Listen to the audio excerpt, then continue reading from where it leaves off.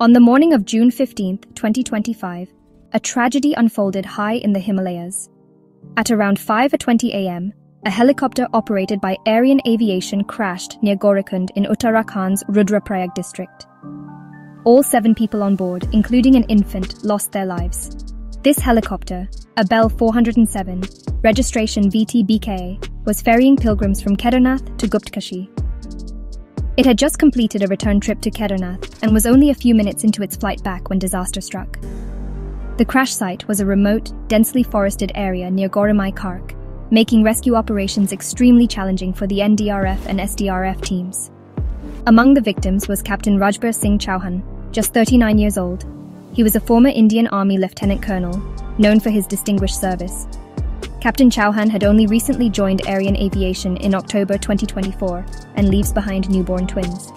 The other passengers painted a cross-section of India's diverse states, from Maharashtra, Rajkumar Suresh Jaiswal, his wife Shraddha, and their 23-month-old daughter, Kashi. Heartbreakingly, their son Vivan survived only because he stayed back with his grandfather. From Uttar Pradesh, there were Vinod Devi, age 66, and 19-year-old Trishti Singh. Uttarakhand lost Vikram Rawat, a dedicated employee of the Badrinath Kedarnath Temple Committee. Initial findings point to controlled flight into terrain or CFIT, with the pilot attempting to fly in extremely poor visibility.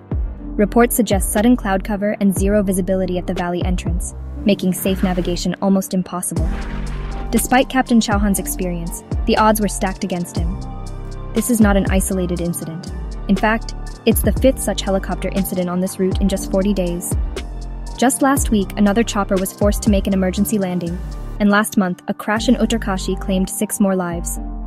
The pattern is deeply concerning and has stirred public anxiety.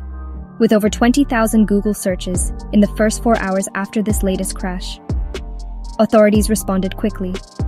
The Uttarakhand Chief Minister immediately suspended all helicopter services for 2 days, citing safety and worsening weather. The DGCA has posted officers in the Kedarnath Valley for active oversight. 2 pilots from another company have had their licenses suspended for risky flying in dangerous weather. Now investigations are underway. A case has been filed against aviation officials for alleged negligence. The Aircraft Accident Investigation Bureau will look into the crash in detail, and a new command and control room will be set up for real-time monitoring. But beyond the policies and protocols, this tragedy is a stark reminder. In the Himalayan heights, safety can never be taken lightly. Only the most experienced pilots and strictest measures will do.